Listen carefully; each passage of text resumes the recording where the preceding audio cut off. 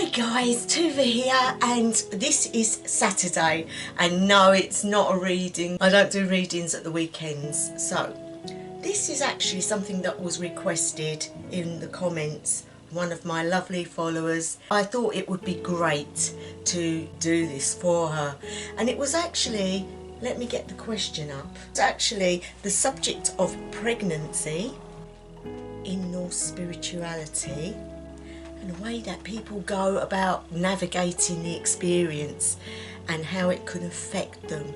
So that was a really good question. So I wanted to tell you the way it is for me, for people like myself, but you've got to realise that also it is done differently in different areas. Now, I believe that when a child is conceived, it is miraculous, and it comes from the spirit, it comes from the divine, and it is also preordained. I do believe in the norms. I believe that this child that's going to be coming will have a destiny and a life path to follow. And so what we can do is help nurture it. Now, when you first find out that you're pregnant, and this involves men as well, so the men don't escape this. In Norse spirituality, there is great joy when a child is conceived and born. But in the old days, the child, if it wasn't healthy, would be left outside to die. Now, I know this sounds awful, but again, we are going back centuries. We are going back to a time when you had to be physically strong to survive. And so they were doing the best that they could for their offspring. And even though it sounded cruel that the child would die, if it had deformities or there were things that was going to not be good for it as it was growing up, then it was, in their eyes, the best way to deal with it, to send it back to the gods, to send it back to start a new life again. And so we can look at that and condemn these people, but we have to remember that there was no modern medicines, there was no help available, and these people were extremely poor as well. Not poor in their faith, but poor in their finances. A lot of them were starving, so you can understand why they would do something like this. Now, when you first find that you're pregnant, it is a joyous occasion. And what is the first thing you want to do when you find this out? Well, to tell everyone, to share your good news, and to be as happy as anything, letting your parents know, letting them know that they're going to become grandparents, your great-grandparents, and etc. And then, of course, there's all your friends. You want them to know too. The thing that you can do before telling anybody with Norse witchcraft is to go straight to Freya, or whatever goddess of fertility that you are drawn to, and you offer up a prayer of thanks for this conception and this new life that's forming. It is also a time for you to plan what it is you want to do when this child comes into being. Where are you in your spirituality? Where is your family in their spirituality? Are they going to accept if you involve them in yours? Or do they want you to follow theirs? Now, these are all problems, or can be a problematic issue, but best dealt with, best to know what you both feel is right for your child. Always leaving offerings to Freya doesn't always mean leaving offerings about her. You can in fact share your joy with Freya by putting a picture of the first scan that you might receive from the hospital, to put it upon your altar and to give an offering at the same time. You're not saying to Freya, I'm giving you my child. What you're doing is saying, thank you for taking an interest in our child, and that we hope that you will protect and look after this child as it's growing within the womb, and to protect her or him until the day of birth, but to keep that protection going, to light a candle in the morning and both say a prayer, the Father holding your tummy, and just giving prayers of gratitude to Freya, to the Norns, asking that they be kind in the journey that your child will receive. You can also, guys, make sure that you are physically and spiritually cleansed. Cleansing the house of any negative energies. It would also include cleansing your chakras. Now, at the end of this, I will go through how you can do that easily, and where it don't take quite so much of your time up, but you know that you're doing it and you feel better for it. Also, consecrating everything in the baby's room that's going to be. So if you've got the cot and you've put it together and it's all ready, do some consecrations over it to cleanse it, to keep it pure. Put talismans around the room to keep the energies pure. They're all things that you can be doing before the birth.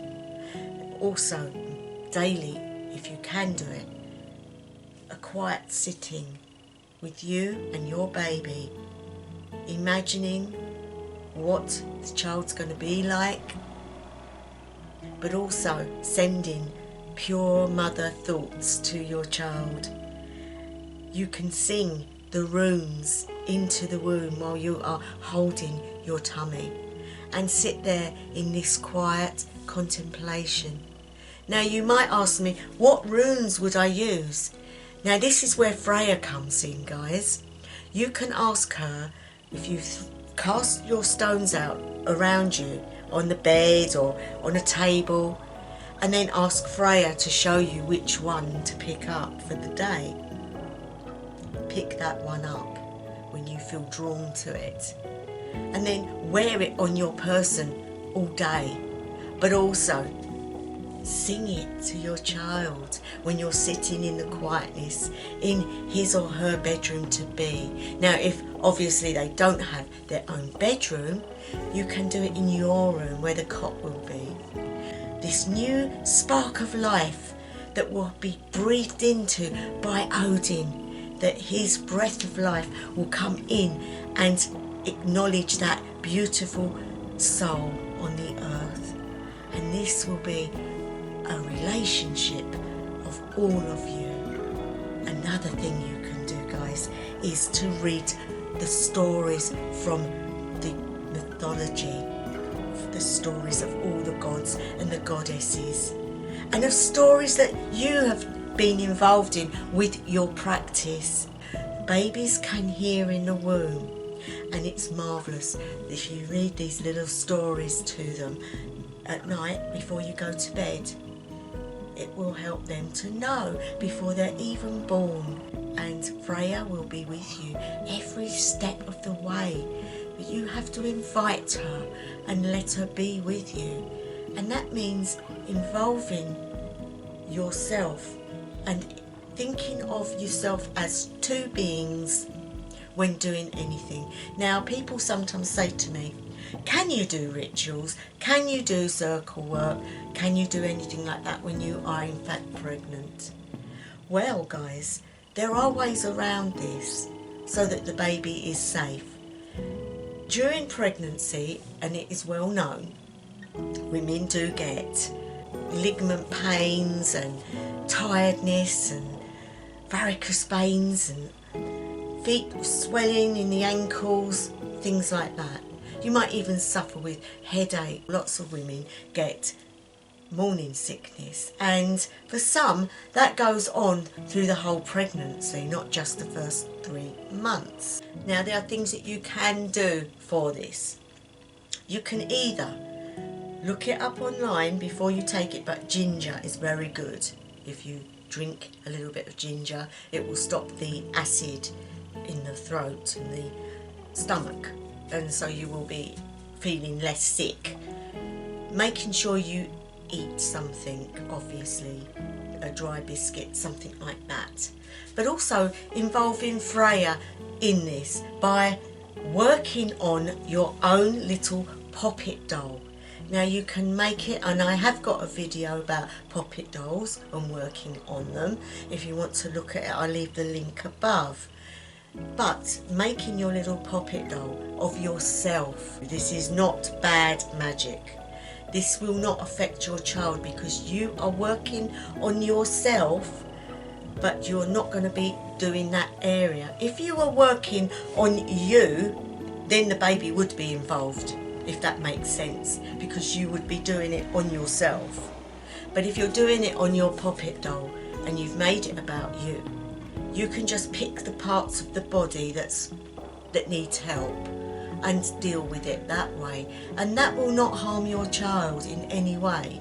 The best thing that I think you can do is when you're pregnant, you and your partner, if you have a partner, if you're alone, you do it alone. But if you have a partner, you go and get the pillar candles. And they can be bought in beeswax or white. If you can get a pure white one or a beeswax one, all the better. And that full moon, you will sit at your altar with a sharp tool, some rose petals, any incense that you feel is like part of you and your partner, a fragrance that you feel you want to instill the love that you feel. So you get your candle and you get a beautiful box that the candle will go in, and you get a little bit of satin or silk. What you want to do is get your oil, your fragrant oil, the one that reminds you of yourselves, both of you, and anoint the candle with the oil, because it makes it easier for the sharp tool to carve out. Now you can either carve out a message for your baby in your language, or you can do runes, putting into the candle everything that you want, the areas that you want to give them, be it strength, joy, love.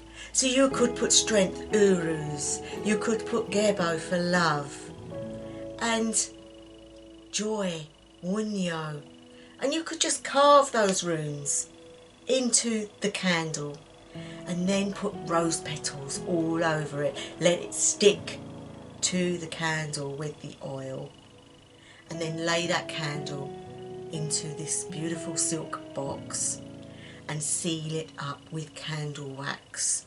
So you put the lid on, you put a big ribbon round it, and you seal it around the edge, because in a way you have done a spell.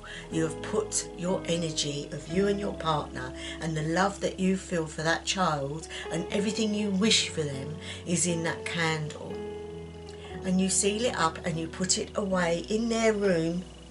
Forget about it. Now when your child is born, to help them sleep, or when you're rocking the baby or feeding the baby, just mention little snippets of stories to them. Let them see you doing things. So little things like the seasons of the year, looking at the moon, things like that. Show your child the moon when it's full. See you putting a jug of water on the windowsill to get the rays of the moon. Let them see you sing to the sun in the morning and let those energies come in, and then go over to your child and bless them with it, holding your hand above their little heads and wishing them the joy of the sun, the joy of soul for the day. And they will get used to seeing you do these things. Buy little crystals and put them around the room where your baby sleeps so that they are so protected. Smudging the room weekly, whatever you can do. These things will teach your child that they are in a very happy, homely place filled with love and the gods.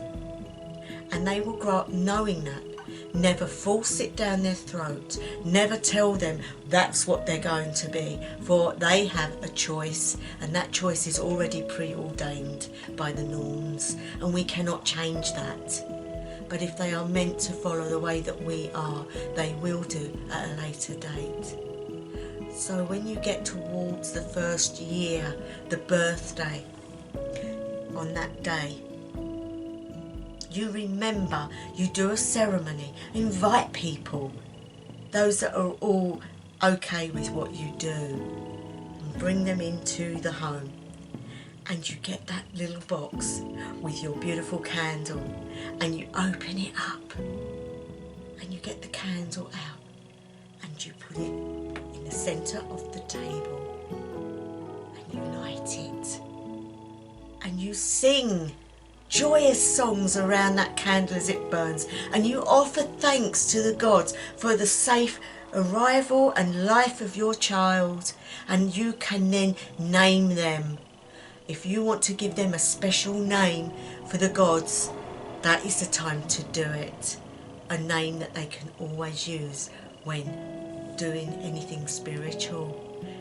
It's up to you guys, but it is a way of thanking them for the help and the protection that you've been given over that period of time. And as your child grows older, just involve them in the ceremonies around the times and the festivals, and they will get to know the ways. Take them on trips to the historical parts that show them the burial mounds, and tell them the stories of hell. Tell them the stories of the great warriors that aided the people. Tell them about Ivor the Boneless and all the others. Wonderful stories. Your child will love them and grow up knowing them like friends. And then start to teach them as they get much older about nature. Take them on walks around the woods, pick up feathers and stones, and help him to make his first room set. These are all things that you can do with your child. And guys, I just wanted to give you some ideas. So if there's any of you out there that is embarking on a pregnancy at this moment, don't feel you have to part your spirituality away from your child. Your child is part of you that the gods have had a hand in and the norms know about. And so how much more should you involve the gods in this and show your love by involving them in it. Do not be fearful that this will hurt your child, for as long as you're not doing anything too drastic, you're fine. You're asking them for protection for your child, to aid your birth. And that is the other thing, guys. What they did in the old days, when the woman gave birth, she would be standing and she would be walking around, and gravity was the thing that helped the birth. The women would be there, but they would all be singing Golda. They would be singing out loud to the gods in the rooms. They would also be praying to Freya and other goddesses that help in childbirth. The pain, the mother would be given herbs to aid them, and biting on certain woods. That was how it happened. And safe delivery was very important in them days, because birth was very, very dangerous for women, and some died in childbirth. But they believed if they prayed hard enough and gave thanks, also singing the Golda to the gods would aid the woman in her birth. And so the safe delivery of that child was joyous. And so how much worse when they did have to put a child out in the cold to die. There was good reasons for it, for they loved life. And so we can look at that in our lives today and realise that yes, our lives are in the lap of the gods, and the norms do proclaim our future, our past and our now. So how much more is it better and beneficial for your child if you do these little things, and you will feel great because you will be involving them in this journey that you're on. And yes, later on when your child grows up, may not want anything to do with it, but that will be his or her path, and this is our path. Now we're going to do the chakra cleanse. And in the chakra cleanse, don't worry, it's not going to take you long and you will feel so much better after it. And it's basically all about imagining moon water. Now if you do moon water, which is putting your glass on with normal water in on your window ledge overnight when the moon is in the fullest, or even when it's waxing, take that water in the morning, take a sip of it, because it won't hurt you, it's just water, but it's got the moon energies in it. So take a sip of the water and that will help you. Then stand in a very peaceful place where you're not going to be disturbed, and you just look into the universe with your mind's eye, and you see a white light coming from the middle, and as it descends towards you, you feel it getting closer and closer.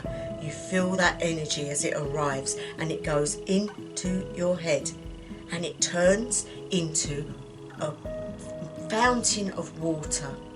And as it does, it comes through you, through your crown chakra, into your third eye, into your throat chakra, your heart chakra, your solar plexus, your sacral chakra, and your base chakra. And then it flies down your legs and up again, and you feel it coming down again like a waterfall, through and through. And visualize the colors of each chakra, and when you feel them and feel that they're getting a lighter color, let that water drain into the earth. See it draining away, and see that light lift off of you and go back to the universe. Now guys, that's all there is to it. What you're doing is cleansing out any negative energy from each chakra, and that in its turn will make you feel better in your pregnancy, and also after pregnancy when you're tired. It will help you in so many ways. Now you can do it once a week, you can do it twice a week. You don't really need to do it more than that, because you're getting rid of the negativity all the time. When you go for your appointments at the hospital and you get wound up, do it then. It will help you with your emotions. So, and also the moon water is very good for you. You can take a sip of that every morning. That will not do you any harm. It will help. Anyway, I'm going to leave it there, guys. It's easy to do, and I will say thanks to all my new subscribers. You are welcome at my channel, and I hope you get what you're looking for from the content on here. Thank you to all those that are always there for me and supporting me. I really do appreciate it, and hope you're having a wonderful weekend.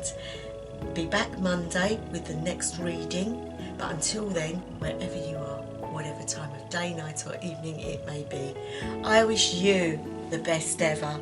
House of Lang.